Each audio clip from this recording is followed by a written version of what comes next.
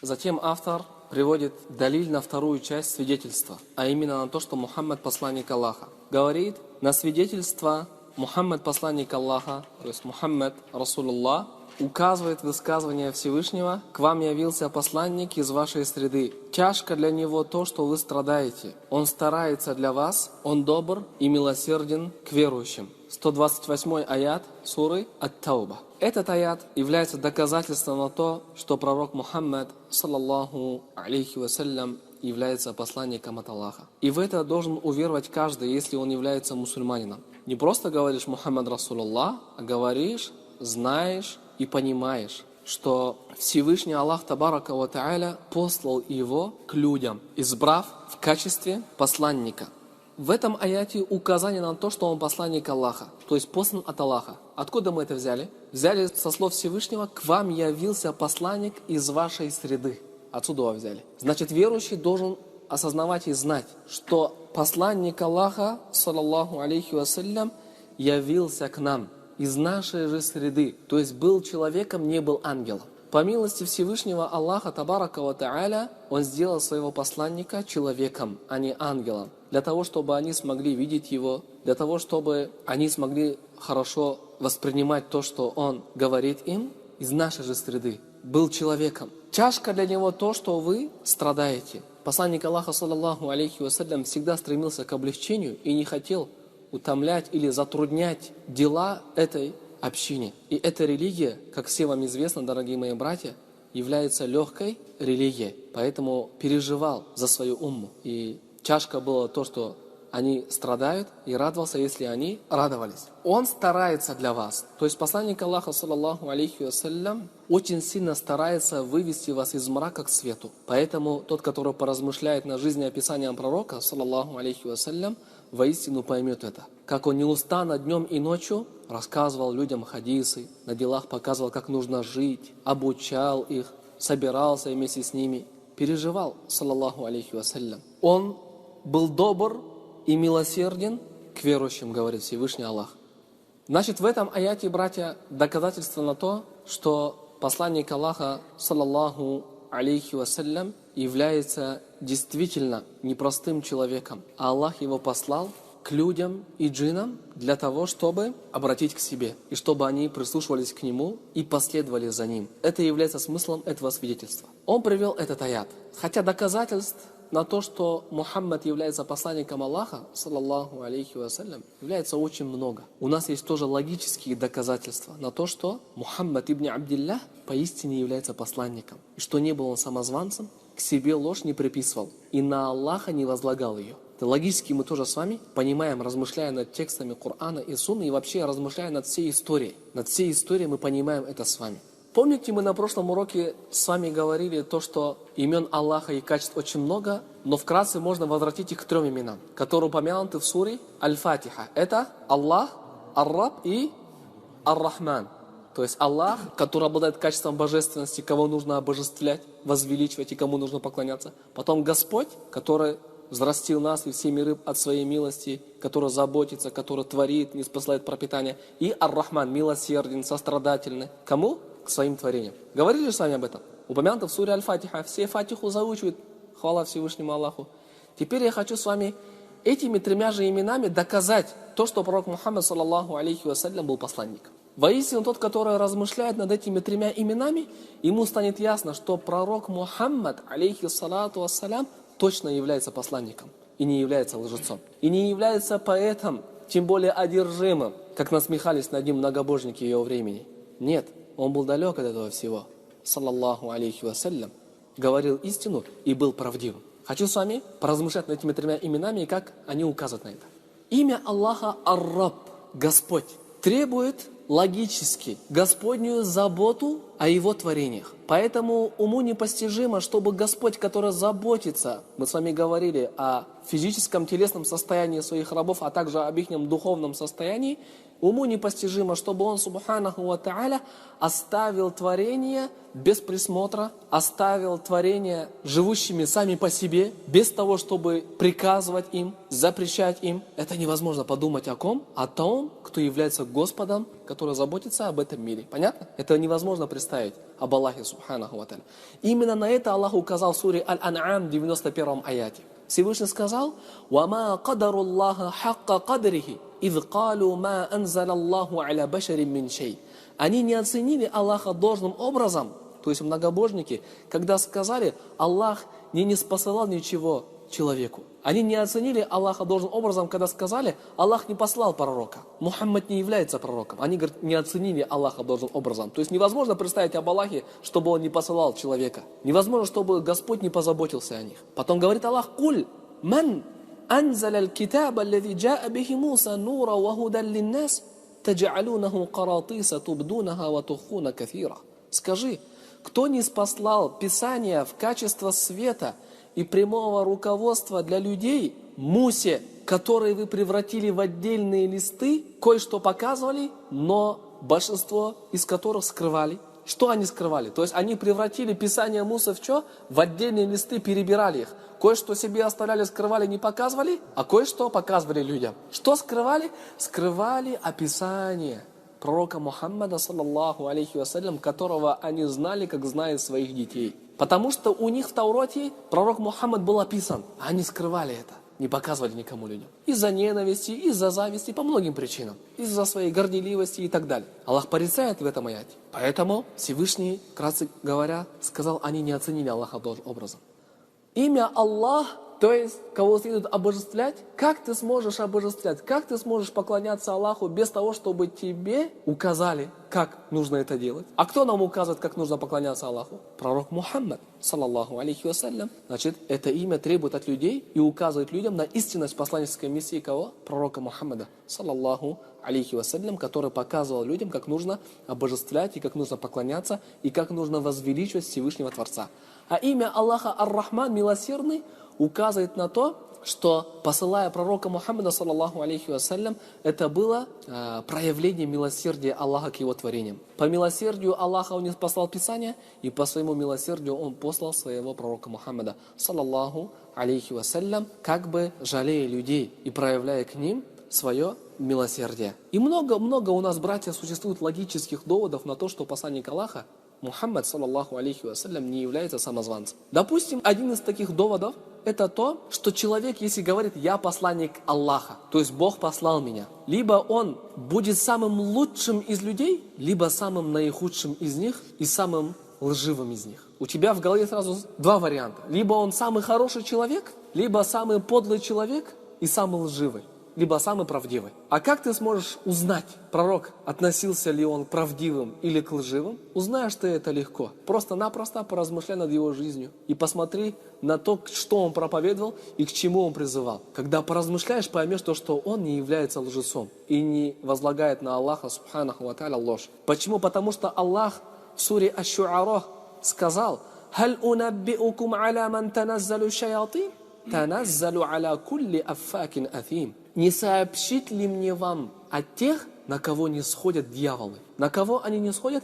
Они не сходят на всякого грешника-лжеца. То есть человек будет с дьяволами проповедовать сатанизм когда? Когда он будет лживым и грешником. Но пророк, саллаллаху алейхи вассалям, даже самые арабы, которые жили вместе с ним, признавали, что он самый правдивый и никогда не лгал, и которому можно было доверять. И не было замечено, чтобы он был грешником. А наоборот, изучив жизнеописание посланника Аллаха, саллаллаху алейхи вассалям, поймешь, что он действительно говорил правду и был правдивым, не сможете найти никакого недостатка в его жизни. Даже признавали об этом неверующие люди. Многие мыслители, поэты признавали эту истину, говорили: нет такого человека на этой земле, чье жизнеописание было настолько восхитительным, прекрасным, поражающим умы человеческие, и который был таким благонравным, которого так сильно любили бы его последователи, как пророк ислама Мухаммад. А также много других логических свидетельств. Самое важное из них — это священный Коран, который был ниспослан ему, который является по сути своим знамением. И Аллах бросил вызов арабам, чтобы они смогли сочинить подобное повествование священному Корану, и они не смогли этого сделать. Несмотря на то, что все силы у них были, способности были, Они были самыми красноречивыми, разбирались в поэзии, прекрасно знали, как выражаться, как разговаривать. Несмотря на это, они еще испытывали сильную вражду к пророку, саллаллаху алейхи вассалям. Всегда хотели его унизить, всегда искали зацепки, чтобы отвратить и оттолкнуть людей от него. Но мы не видели и не слышали, чтобы они сочинили подобному Корану. Или чтобы смогли написать подобное аяту священному Корану. Почему? Они признали, наоборот, свою слабость и свое бессилие в этом. Это нам указало на то, что эта книга не простая, а действительно является откровением от Всевышнего Аллаха. Тем более он, пророк, саллаллаху алейхи вассалям, не умел ни читать, ни писать. Как Аллах о нем в Коране сказал в суре Аль-Анкабут: «Вама кунта татлу мин каблихи мин китаб, валя тахуттуху бияминик». Ты до этого не читал никакое писание и не переписывал его своими руками, а если было бы так, то тогда засомневались бы приверженцы лжи. Если бы пророк умел писать и читать, сказали бы: прочитал писания, которые были раньше, и переписал все оттуда. Но знали то, что посланник Аллаха, саллаллаху алейхи вассалям, ни то, ни другое не умеет. Не умеет. Саллаллаху алейхи вассалям. Поэтому они молчали. Просто-напросто сидели и молчали. И вообще, пророк Мухаммад, саллаллаху алейхи вассалям, как говорит один ученый, имам Ибн Аль-Кайм, рахимахуллах, я, говорит, одному христианину сказал: вот ладно, давай оставим все эти многочисленные споры, все эти в сторону, давай откладем, и давай просто логически скажи: человек провозгласил себя пророком и посланником. Как ты сможешь подумать о Боге, что он развит вот так вот его дело? Что люди толпами зайдут в религию, и будет вот такая вот религия, ислам, которую ты сейчас видишь на этой земле? Как ты думаешь о Боге? Ты думаешь, что Бог такой? Откроет дело и продвинет дело лжепророка? Тут задумался христианин. Точно, ислам — это такая одна из многочисленных, самых распространенных религий. Ее приверженцы очень сильно любят и привержены к этой религии. Так или не так? Невозможно, чтобы Аллах, наблюдая за всем этим, помогал им. Потому что Аллах не помогает лжепророкам. Сознание представителей всех религий. Что Всевышний Аллах, табарака ва тааля, не помогает лжепророку. Если лжепророк появляется, его дело длится, а потом обрывается. Почему? Потому что Всевышний Аллах предписал то, что ложь исчезающая. Ложь исчезает постоянно, уходит. А хак остается, истина остается. Поэтому всем нужно это хорошо знать. Значит, вкратце, братья, автор привел это доказательство в качестве того, что пророк Мухаммад, саллаллаху алейхи вассалям, является посланником. Ты должен верить в это, что Аллах послал его. Значит, мы в этом с вами не сомневаемся, и на это указал этот аят. Какое же значение имеет этот аят? Говорит автор: значение свидетельства Мухаммад, посланник Аллаха, заключается, во-первых, в подчинении его повелениям. Ты должен подчиняться, слушаться пророка Мухаммада, саллаллаху алейхи вассалям. Во-вторых, убежденности в том, что он сообщил. В-третьих, ты должен отдалиться от того, что он запретил и от чего удерживал. И в-пятых, ты должен поклоняться Аллаху только так, как он узаконен. Это требует от тебя это свидетельство. Говорит автор: подчинение его повелениям. Почему? Потому что Всевышний Аллах, табарака ва тааля, в Коране приказал подчиняться ему. Допустим, в 80-м аяте суры Ан-Ниса Аллах говорит: «Ман юти'ир расуля факад атаа Аллах». Тот, который подчиняется посланнику, подчиняется Аллаху. Также в 64-м аяте суры Ан-Ниса говорит: «Вама арсальна мир расулин илля лиютаа биизнилля». Мы послали посланника только для того, чтобы вы подчинялись ему с дозволения Аллаха. И нельзя его ослушаться, дорогие братья, потому что Всевышний Аллах в суре Аль-Джин сказал: «Вама я'силляха ва расуляху, фа инна лаху нара джаханнама халидина фиха абада». Тот, который ослушался Аллаха и его посланника, его ожидает адское пламя на вечное пребывание там. Также сказал Всевышний Аллах в суре Ан-Нур: «Ва ати'ур расуль, ла'аллакум турхамун». Подчиняйтесь посланнику, может быть, вы будете и помилованы. Также сказал Аллах в суре Аль-Хашр в 7-м аяте: «Вама атакумур расулю фахудух, вама нахакум анху фантаху». То, что даровал вам послание, то возьмите, а то, от чего он вас удержал, от того воздержитесь. И тому подобные аяты, свидетельствующие о том, о чем здесь упомянул автор, или что привел здесь автор, а именно, что смысл свидетельства заключается в подчинении его повелениям. Это раз. Во-вторых, убежденности в том, что он сообщил. Потому что посланник Аллаха, саллаллаху алейхи вассалям, рассказывал людям, поведал людям о вещах сокровенных, сообщил об Аллахе, о его описании, рассказал о ангелах, о том, что ждет их впереди в судный день, о признаках судного дня, то, что ожидает людей в раю, в аду, или то, что было раньше. Все то, о чем сообщил посланник Аллаха, саллаллаху алейхи вассалям, из великих известий, ты обязан подтверждать и признавать, не считать это ложью.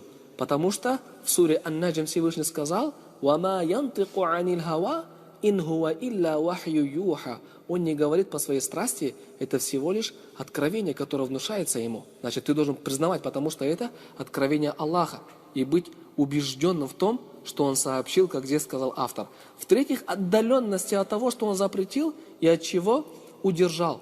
То есть сторониться ты должен, потому что Всевышний Аллах, как мы приводили с вами выше аяты, приказал нам это. И говорит, и поклоняться Аллаху только так, как Он узаконил. То есть не вносить в религию новшества. Не вносить в религию новшества, не делать бидааты. Это запрещено. Даже если твое намерение будет правильным и хорошим, даже если ты захочешь этим побольше приблизиться к Аллаху, это не поможет. Почему? Потому что ты должен следовать во всем посланнику Аллаха, саллаллаху алейхи вассалям, и твердо знать, что любое поклонение, неузаконенное им, не считается поклонением и будет отвергнуто Всевышним Аллахом, как сказал посланник Аллаха, саллаллаху алейхи вассалям, в достоверном хадисе: «Ман амиля амаля лейса алейхи амруна, фахуа рад».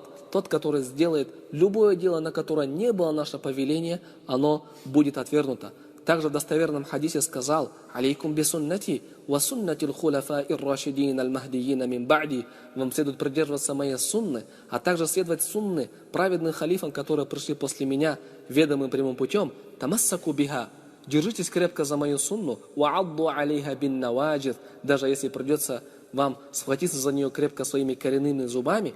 Ва ияку ва мухдасатиль умур. Остерегайтесь новшеств религии. Фаинна кулля мухдасатин бид'а. Воистину всякое нововведение является ересью запретной в религии. Ва куллю бид'атин или ва кулля бид'атин далаля. И любое новшество является заблуждением. Каким бы хорошим твое намерение не было, является порицаемым шариатом делать то, призывать к тому, что не делал и к чему не призывал посланник Аллаха, саллаллаху алейхи вассалям. Поэтому посланник Аллаха, алейхи салату вассалям, узаконил нам много видов поклонений, и поклоняемся Аллаху только так, как Он узаконил. Об этом говорит автор. Потом говорит, указанием на необходимость совершения молитвы, то есть намаза, и выплаты заката, а также толкование таухида является высказыванием Всевышнего, а ведь им было велено лишь поклоняться Аллаху, служа Ему искренне, будучи единобожниками, совершать намаз и выплачивать закат. Это правая вера, говорит Всевышний. То есть это доказательство еще на два столпа. Совершение намаза и выплаты что? Заката. В этом аяте доказательство на то, что нужно служить Аллаха искренне. Это является толкованием таухида, чтобы ты был искренним, будучи единобожником, чистым, не приобщал Аллаху сотоварищей, совершал намаз пятикратный. К большому сожалению, некоторые люди говорят: я мусульманин, но не совершают пятикратный намаз. Как так? Всевышний Аллах в этом аяте говорит, что ты, если хочешь быть сторонником правой веры, должен совершать намаз. Посланник Аллаха, саллаллаху алейхи вассалям, обязал днем и ночью. Также Всевышний Аллах в Священном Коране совершать пятикратный намаз. Утренний намаз аль-фаджр, обеденный намаз аль-духр, потом после обеденный намаз предвечернего времени аль-аср, потом вечерний намаз аль-магриб, потом ночной намаз аль-иша. И совершать эти молитвы своевременно, в ее установленное время, потому что Аллах это в Коране приказал. «Инна салата канат аляль му'минина китабам маукута». Воистину молитва предписана верующим в определенное время. Некоторые люди говорят: буду собирать все намазы ночью, когда освобожусь от своих дел. Приходит домой, целый день работает, по делам ходит, приходит домой ночью и совершает все намазы. Сразу в один момент, за 1 час. Это неправильно. Он не считается тем, который выстаивает намаз и который совершает намаз. А есть люди намного хуже, вообще не совершают намаз. Кто-то из них совершает только по пятницам, кто-то из них приходит во время Рамадана на таравых намаз. А есть люди, которые вообще не знают, что такое намаз. А есть люди, которые считают тех, которые совершают пятикратный намаз, сектантами. А'удhu билляхи та'аля. Прибегаем к Аллаху от такого великого невежества. Всевышний Аллах в Коране говорит: «Ма салякакум фи сакар». Что завело вас сюда? Обитатели рая спросят обитатели огня: что завело вас сюда? Почему вы здесь горите? Калю лям наку минал мусаллин. Они скажут: мы не читали раньше намаз. Это в суре Аль-Муддаффир. Посмотри, эти люди в огне сейчас мучаются, жарятся, шпарятся в огне. Ихние кости расплавляются, мясо съедается огнем, горят. У них спрашивают: за что вы попали сюда? За что вы такие несчастные? Калю лям наку минал мусаллин. Они скажут: мы раньше не молились, мы раньше не читали намаз. Первое, что им придет в голову, это, что они не соблюдали намаз. Поэтому призываем мусульманинам быть настоящим мусульманином. Призываем мусульман быть настоящими мусульманинами и совершать намаз, а также выплачивать закат, который является родной сестрой намаза. Часто упоминается с ней в книге Аллаха. И тот, который захочет разделить закат от намаза, является плохим человеком. Как сказал Абу Бакр, я пойду на него с войной. Тот, который захочет разделить намаз от заката. Что такое закат? Закат – это милостыня или подача милостыни, пожертвования, которое взимается с твоего имущества в обязательной форме. Либо со стада твоих коров, либо со стада твоих верблюдов, либо с твоих денег, которые ты имеешь, золото и серебро, либо из товара, которым ты торгуешь, считаешь деньгами и выплачиваешь закат в определенной сумме, установленной шариатом.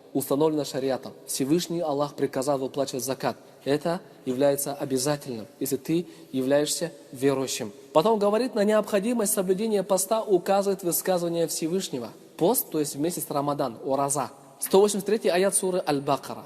«О те, которые уверовали, вам предписан пост, подобно тому, как он был предписан вашим предшественникам, быть может, вы устрашитесь». Что такое пост? Это воздержание с утра до вечера. От чего? От принимания пищи, питья и приближения к жене. И всего того, что приводит к этому. Или, вкратце говоря, воздержаться от всего того, что запрещено делать во время поста. Все равно, портит он пост или не портит. Портит, такие как еда, питье, сближение, или не портит, но уменьшает награду, такие как злословие, клевета и все другие беды языка человека. Запрещено все это во время ораза. Ты должен воздержаться 1 месяц в обязательной форме. В обязательной форме этот месяц называется Рамадан. Вам предписан пост, подобно тому, как он был предписан вашим предшественникам. В этом аяте доказательство на то, что все общины, которые были до нас, общины пророков, все они были обязаны поститься Всевышнему Аллаху Табарака ва Тааля так, как Он пожелает. И в этом указание на то, что Аллах не лишил и не освободил ни одну общину от этого поклонения поста. И это указало нам на то, что Он сильно любит этот вид поклонения. Очень сильно любит этот вид поклонения. И поэтому сказал, пост держит человек ради меня, и я воздам ему за него. Быть может, вы устрашитесь, потому что пост воспитывает человека. Здесь Аллах говорит, быть может, вы устрашитесь, побольше будете бояться Аллаха, так как пост тренирует вас быть богобоязненными. Вы днем воздерживаетесь от еда, питья, хотя никто не видит, покушал ты или не покушал, попил ты или не попил. Никто не видит. Ты, может, придешь домой, дома никого нет, форточку закрыть и покушать. Но ты же этого не делаешь во время Рамадана, потому что ты чувствуешь, что Аллах наблюдает за тобой так, как ты этого не чувствуешь в другие месяца. Поэтому пост в действительности воспитывает человека. Но великим противоречием является, когда ты чувствуешь, что Аллах наблюдает за тобой в Рамадане, и теряешь это чувство вне Рамадана. Потом, когда Рамадан уходит, другие месяца начинаешь злословить, начинаешь проявлять халатность к намазам, начинаешь оскорблять других, начинаешь заниматься запретными делами, которые запретил Всевышний Аллах. Господь Рамадана, Он Господь Шавваля. Господь Рамадана, Он Господь месяца Сафар, месяца Раби'аль-Ауаль. Господь этого месяца, Он Господь других месяцев. Он видит тебя, где бы ты ни был, и всегда. Поэтому пост в действительности является воспитанием человека. И 1 раз в год Аллах возвращает к тебе к тому, чтобы ты чувствовал Его надзор, и чтобы ты чувствовал Его наблюдение. Не зря мы с вами говорили то, что Аллах Субханаху ва Тааля милосерден к нам и предостерегает из своей милости от самого себя. Табарака ва Тааля. Потом говорит, на необходимость совершения большого паломничества называется он хадж. Хадж – это поездка для посещения Мекки, чтобы сделать определенные обряды в определенных местах. Это поездка в Мекку для того, чтобы совершить определенные обряды в определенных местах. Называется как? Хадж. Когда собирается много-много мусульман там, тратит свое имущество, чтобы поехать туда. Доказательством на это является высказывание Всевышнего. Люди обязаны перед Аллахом совершить хадж к дому, то есть к Каабе, если они способны проделать этот путь. То есть при условии, что ты имеешь на это способность. По способности, если имеется в виду, у тебя есть средства доехать безопасно до Мекки, содержать себя в этом пути и оставить своей семье то, что хватит им, пока ты не вернешься. И прежде этого расплатиться со своими долгами. Потом дальше Аллах говорит, если же кто не уверует, то ведь Аллах не нуждается в мирах. Совершай хадж, ты не совершай, читай намаз, ты не читай, держи уразу ты или не держи, ты никаким образом, если не будешь этого ничего делать, не повредишь Аллаху Субханаху ва Тааля. Аллах не нуждается в твоих поклонениях. Это ты нуждаешься. Аллах самодостаточный, он ни в ком не нуждается. Это тебе самому надо. Ты во благо самому себе делаешь. Поэтому не делай Аллаху одолжение, когда едешь на хадж. Не делай Аллаху одолжение, когда совершаешь намаз. Не делай Аллаху одолжение, когда выплачиваешь закат. А будь скромным и чувствуй себя униженным себя перед Аллахом. Отсюда мы начинаем понимать, что некоторые люди, когда приезжают с хаджа и говорят: я теперь хаджи, я теперь совершил хадж, относитесь ко мне по-особому, является заблуждением. Потому что хадж нужно тебе, во-первых. И во-вторых, зачем эта показуха нужна? Ты будь скромным. Хадж должен научить тебя скромности. Как посланник Аллаха, саллаллаху алейхи вассалям, одел на себя ихрам, произнес слова тальбин, когда сел на верблюд, сказал: ля риан валя сум'а. Я делаю это не для показухи или чтобы получить славу. Ты едешь к Аллаху, в гости к Аллаху, субханаху ва тааля, взывать к Нему и поклоняться Ему. Заметьте, 5 столбов ислама. Первый столб ислама связан с чем? Связан с твоим сердцем. Она является делом твоего сердца, отражающейся на твоих делах. Молитва относится к делам органов твоего тела. Закат относится к имуществу человека. Пост относится тоже к организму человека, к его органам тела. Что касается хаджа, то объединил в себя и органы тела, и имущество человека. Потому что Аллах хочет, чтобы человек поклонялся всем, чем сможет. И своей душой, и своим имуществом, и своим телом. Почему? Потому что мы с вами говорили, что Всевышний Аллах Субханаху ва Тааля хочет видеть проявление своих качеств на рабах, как они отразились у них на сердцах. Это 5 столпов ислама, которые должен знать верующий вот таким вот образом с доказательством. Вот они, 5 столпов ислама. Потом автор приступает к второй ступени. Вторая ступень – это вера, это иман, который находится у тебя в сердце. Говорит автор, вера состоит из 70 с лишним ответвлений. Высшая степень ее произнесения слов «нет божества, кроме Аллаха», а малейшая – убрать препятствия с дороги, и стыдливость – одна из ветвей веры. Да помилует Аллах автора. То, что сейчас он сказал, это хадис посланника Аллаха, саллаллаху алейхи вассалям. Он и так-то приводит доказательства на каждое то, что говорит, но порой так сжимает то, что хочет сказать, что бывает свои слова он взял с хадиса, но не упомянул, что это хадис. Субханаллах. Да помилует Аллах автора, который во всем следует за пророком Мухаммадом, саллаллаху алейхи вассалям. Особенно в таком вопросе, как вера. Вера, братья, это важный вопрос. Многие мусульмане верят во все то, что хотят, и верят, как хотят. Серьезно говорю, некоторые мусульмане сами придумали себе веру. Сами придумали что? Себе веру. Нет, вера твоя должна быть такая, какая хочет, чтобы она была Всевышний Господь. Аллах табарака ва тааля. Позже автор приведет доказательное. Вера состоит из 70 с лишним ответвлений. Это слова пророка Мухаммада, саллаллаху алейхи вассалям, который уподобил веру дереву. Веру уподобил чему? Дереву, у которой есть ветки, многочисленные ветки. Самая высшая степень ее, то есть веры, это что? Произнесение слов «нет божества, кроме Аллаха». Это самая высшая степень веры. Слова «ля иляха илlallah» – это самая важная степень твоей веры и основа твоей веры. А малейшее – убрать препятствия с дороги. То есть то, что валяется на дороге, мешает людям либо проходить, либо проезжать. Человек может споткнуться, либо наткнуться на мусор, неприятный запах. Все то, что мешает на дороге, убрать это препятствие, относится к ответвлениям чего? Веры человека. А потом сказал, стыдливость тоже одна из ветвей веры. Стыдливость – это когда ты стесняешься и стыдишься. Стыдишься делать греховное, стыдишься мерзости, стыдишься ослушаться Аллаха. Стыдливый, скромный, молчаливый является тоже одна из ветвей веры. Это хадис пророка Мухаммада, саллаллаху алейхи вассалям, и слова автора в нашем с вами этом послании. Смотрите, произнесение слов «нет божества, кроме Аллаха» относится к каким делам человека? К каким проявлениям? Произнесение слов относится к чему? К делам каким? Относится к словам. Понятно? То есть ты должен на языке произносить. Если ты верующий, ты должен говорить «ля иляха илlallah». На словах должно проявиться. Убрать препятствия с дороги относится к чему? К органам тела. Пошел, взял эту доску, выкинул. Относится к чему? К органам твоего тела. А стыдливость относится к чему? К сердцу твоему.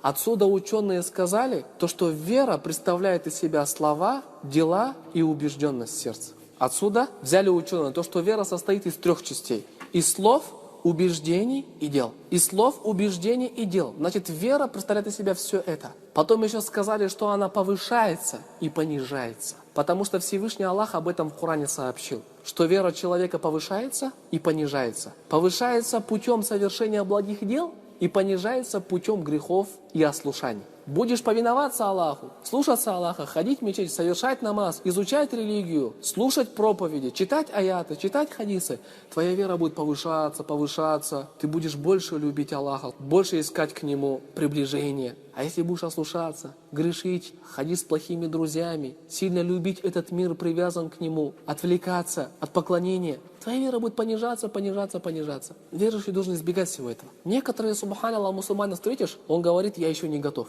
я еще не готов. Или у меня вера слабая, или ты святой, а я грешник. Есть такие слова или нет? Считают верующих все возгордившимися. А он говорит, у меня вера слабая, я плохой человек. То, что ты плохой человек, у тебя вера слабая, кто виноват в этом? Значит, ты делаешь причины, которые понижают твою веру. Сподвижник посланника Аллаха, саллаллаху алейхи вассалям, Абу Дарда что говорит? Абу Дарда говорит, «Мин фикхил абд ан я'рифа, а яздаду имануху ам янкус». Признаком благоразумия человека является его знание о том, понижается ли его вера или повышается. И чтобы он знал наущение шайтана, откуда заходят к нему. Это признак благоразумия раба, когда он знает состояние своего сердца, живой он или мертвый, или на грани смерти. Это признак благоразумия человека, когда он знает, он близок к гибели или живой, оживляется проповедями посланника Аллаха, саллаллаху алейхи вассалям. А также научение шайтана, откуда приходит к нему, с какой двери к нему заходит дьявол и сатана, чтобы закрыть ее и не впускать его. Может заходить тебе через твоих друзей, может заходить тебе через телевизор, может заходить тебе через твое хобби, которым ты занимаешься, может заходить тебе через твою недозволенную работу и так далее. Чтобы ты закрыл эту дверь, чтобы не впускать его. Потому что если ты будешь ходить вместе с шайтаном, он заведет тебя в огонь, а в судный день от тебя откажется. В судный день будешь стоять и кусать себе руки, наблюдая за тем, как Аллах почтил своих праведных рабов, а тебя обделил и лишил своей награды и милости. Вот тогда будет горе и сожаление, но будет поздно. Значит, вера состоит из 70 с лишним ответвлений. Вера, слова, дела, убеждения, оно повышается и оно понижается. У этой твоей веры есть 6 столпов. У этой твоей веры есть сколько столпов? 6 столпов. Вера в Аллаха – раз. Его ангелов – 2. Его Писания, 3. Его посланников, 4. Последний день, 5. И вера в предопределение с его добром и злом, 6. Это великие столпы чего? Столпы веры твоей. Ты обязан в это уверовать. Значит, столпов у нас веры 6. Хочу здесь отметить один вопрос. Что у этих столпов есть минимум, который должен знать каждый верующий, если хочет зайти в ислам, если хочет стать верующим. То есть, что это за количество веры? Если будет у человека, его можно считать верующим, будет достаточным для того, чтобы назвать его верующим. Минимум – это то, о чем мы сейчас поговорим. А есть вещи, которые являются дополнительной информацией к этой твоей вере, более подробно, более детально разъясняя тебе эти столпы, они тоже являются обязательным, чтобы ты стал верующим. Но когда станут обязательным? Когда до тебя дойдет довод.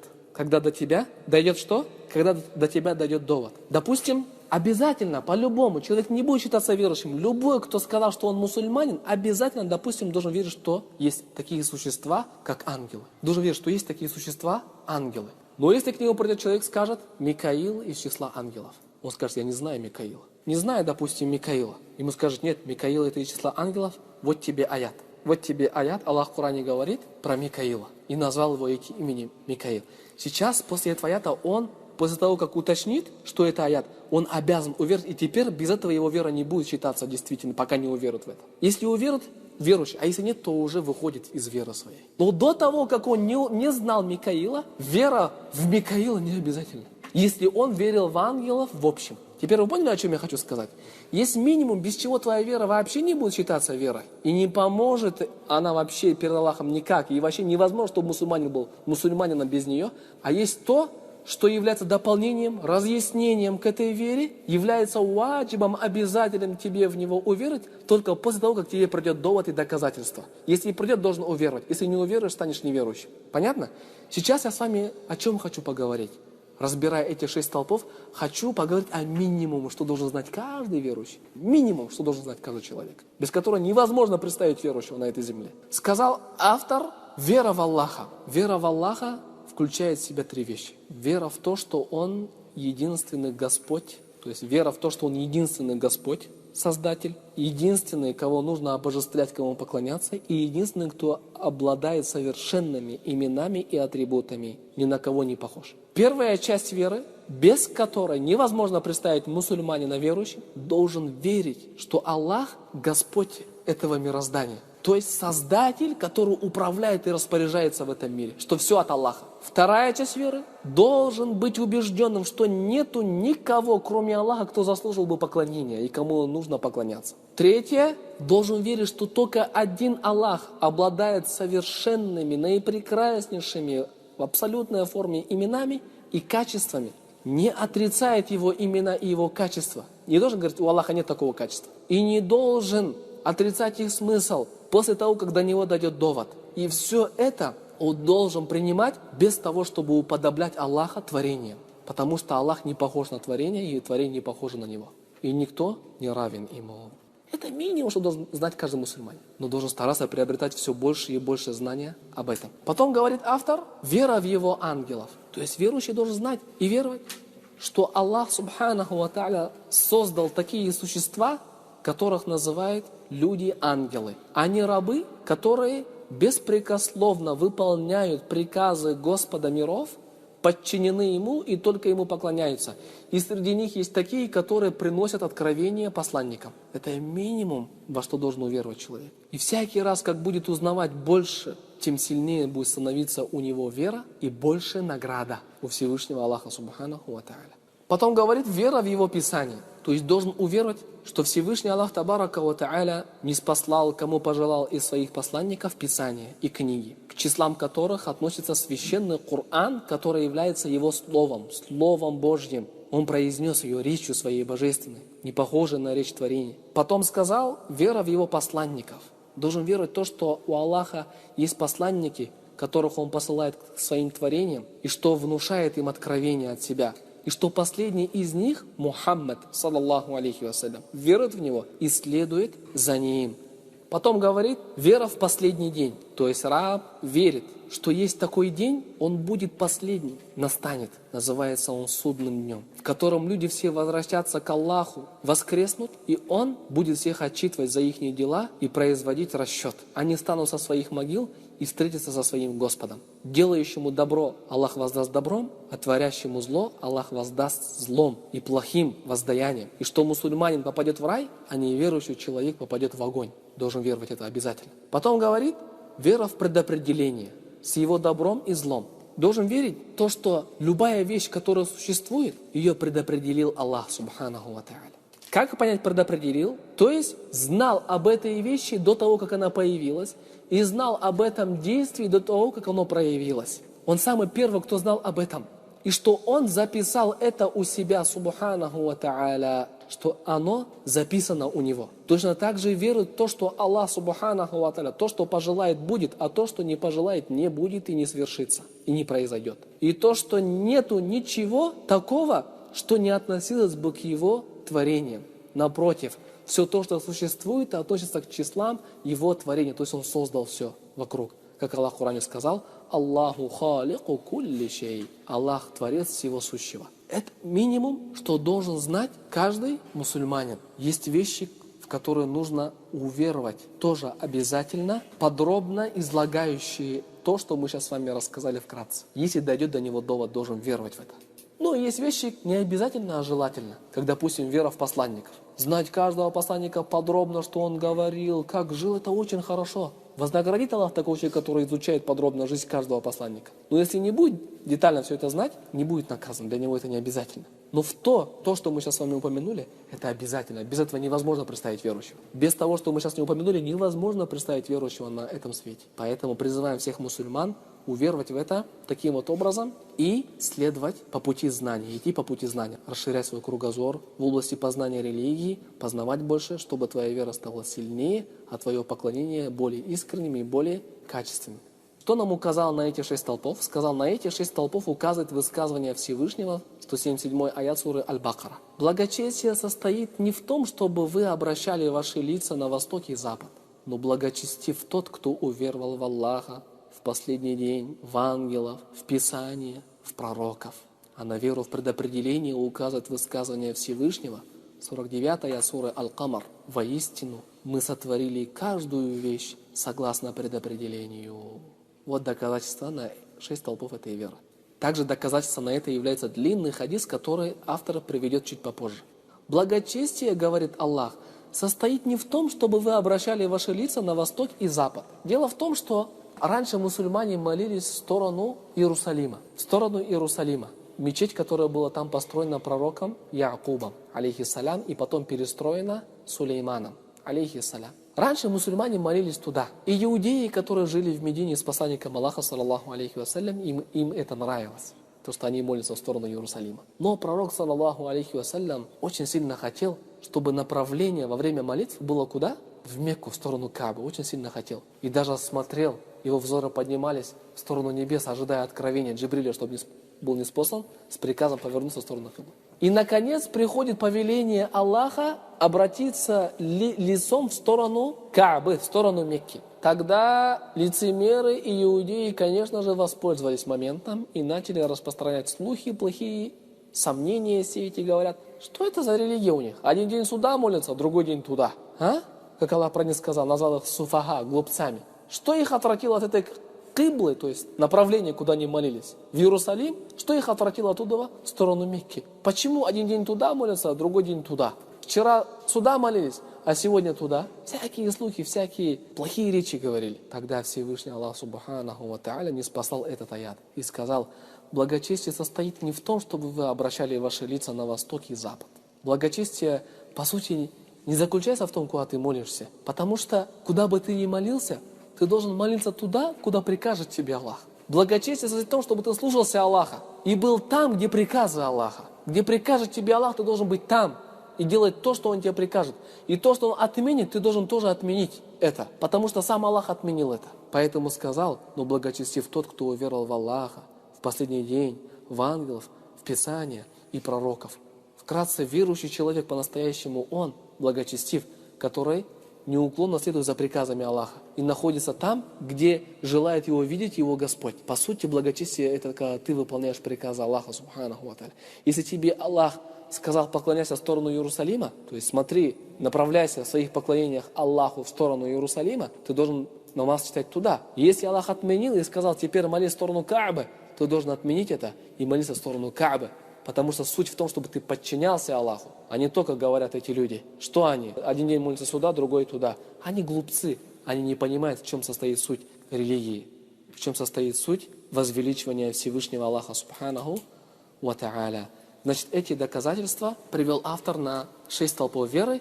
И последняя ступень – это ступень ихсан. Ступень ихсан, которая включает в себя только один столб. Заключается он, говорит автор здесь, в поклонении Аллаху, как будто ты видишь Его, и даже если ты не видишь Его, то Он видит тебя. Поклонение Аллаху, как будто ты видишь Его. Поклоняешься Аллаху так, как будто ты видишь Его перед собой. Мы твердо верим, что ты не можешь увидеть Аллаха в этой жизни, но из-за того, что ты сильно знаешь Его имена и сильно знаешь Его описание, качества, как будто бы ты сердцем видишь Его перед собой. Ты настолько чувствуешь себя близким к Нему во время намаза, это познание захватывает твое сердце и поднимает ее к Аллаху Субханаху ва Тааля. Это великая степень в нашей религии. Самая высокая ступень – это ихсан, поклоняться Аллаху таким образом. А если трудно порой бывает поклоняться таким образом, то на помощь приходит следующая степень ихсана – это если ты не видишь Его, то Он видит тебя. Чувствуешь, что если нет у тебя таких сильных познаний об Аллахе, то у тебя есть по-любому чувство, что Он видит тебя. Ты по-любому это замечаешь, что Он видит тебя, наблюдает за тобой. Слышит, видит. И контролируешь себя и чувствуешь Его присутствие в этот момент. Это называется ихсан. От слова ахсана. Делать или доводить что-то до совершенства, до полноты. Делать что-то искренне, от чистого сердца. Называется у нас как? Называется это ихсан. И те, которые жили с ихсаном, их ждет аль-хусна, самое наилучшее, самое прекрасное. Так как их дела были прекрасными, они довели их до совершенства вот таким вот образом, поклоняясь Аллаху вот таким вот образом. Как Аллах в Коране сказал: «Лиллявина ахсану аль-хусна вазияда». Тем, которые жили с ихсаном, поклонялись Аллаху с ихсаном, их ждет аль-хусна, наипрекраснейшее, то есть рай, вазияда, и добавка, то есть возможность увидеть Аллаха своими глазами и наслаждаться, смотря на кого? На Всевышнего Аллаха. И это будет пик наслаждения обитателя рая. Когда они увидят Аллаха, они забудут о всех наслаждениях, которыми наслаждались в раю. Из-за сильного, приятного чувства, которое они будут испытывать, смотря на кого? На Всевышнего Аллаха Субханаху ва Тааля, потому что в этой жизни они поклонялись Аллаху так, как будто видели Его. Но они не видели Его. И Аллах вознаградил их в последней жизни тем, что показал им себя. Ихсан кто-то не сможет дойти до такой степени. Поэтому минимум, чтобы выполнить этот столб, человек в своем деле должен соблюдать два условия. Первое – это искренность. Второе – это в своих делах подражать посланнику Аллаха, саллаллаху алейхи вассалям. Называем это ихляс, а второе – мутаба. Это минимум, что должен сделать каждый верующий. Чтобы был искренним, то есть это дело только ради Аллаха, только ради Его лика, не предавая Ему никакого сотоварища, искренним, и чтобы это дело соответствовало сунне посланника Аллаха, саллаллаху алейхи вассалям. Это минимум из ихсана, что должен сделать человек. На это указывает высказывание Всевышнего. Теперь приводит доказательства на это. Говорит: поистине Аллах с теми, которые богобоязненны и творят благие дела с ихсаном. Вот таким вот образом Аллах с ними, то есть находится вместе с ними, помогает им, знает, поддерживает, подкрепляет, находится вместе с ними везде и всегда, оказывает им свою поддержку, не предоставляя их самим себе, несмотря на то, что он находится на возвышенности и не смешан с творениями, находится выше семи небес на своем троне. Велик он и могуч, Всевышний Аллах, Субханаху ва Тааля. Потом говорит, Всевышний также сказал, привел аят из суры Аш-Шуара: уповай на могущественного, милосердного, который видит тебя, когда ты встаешь на намаз и находишься среди падающих ниц. Видит тебя, он видит тебя, когда ты читаешь намаз и встаешь на него и находишься среди падающих ниц. Также сказал Всевышний в суре Юнус, говорит автор: каким бы ты делом не был занят, и что бы ты ни читал из Корана, и что бы вы ни совершали, мы будем свидетелями при вас, когда вы погружаетесь в это. Мы будем свидетелями, мы видим. Поклоняйтесь Аллаху, как будто вы видите Его. Потом привел доказательства из сунны посланника Аллаха, саллаллаху алейхи вассалям, на все три степени религии. На ислам, иман и ихсан. Они представляют из себя всю религию полностью. Почему? Потому что в конце посланник Аллаха скажет: это Джибриль, который пришел научить вас вашей религии. А Джибриль задаст ему вопросы об исламе, имане и ихсане. Значит, это указало на то, что три эти степени, по сути, являются всей религией. Прочитаем с вами этот хадис. Говорит, доказательством этого из сунны является известный хадис Джибриля от Умара ибн аль-Хаттаба, радияллаху анху. Сказал, Умар ибн аль-Хаттаб рассказывает этот хадис. Этот хадис, братья, является достоверным. Однажды Умар, сподвижник посланника Аллаха, саллаллаху алейхи вассалям, рассказывал: однажды, когда мы сидели вместе с посланником Аллаха, саллаллаху алейхи вассалям, перед нами появился человек в ослепительно белой одежде и с необычайно черными волосами. Сподвижники часто сидели вокруг посланника Аллаха, саллаллаху алейхи вассалям, слушали его, изучали религию, что и советуем всем мусульманинам. Однажды они сидели, вдруг перед ними возник человек в ослепительно белой одежде и с необычайно черными волосами. На нем не было, говорит, никаких признаков дальнего путешествия, но никто из нас не знал его. Никто из нас его не звал. Это удивительно. Никто из нас не знает его. То есть он не местный, значит приезжий с другого города, но признаки путешествия на нем тоже не видать. Потому что его одежда ослепительно бела, а его волосы не запачканы пылью. Раньше же не было самолетов, машин. Человек, если пришел с пути, его волосы были грязными. Братья, это был ангел Джибриль. И мы все знаем то, что Джибриль являлся посланнику Аллаха, саллаллаху алейхи вассалям, иногда в своем настоящем облике.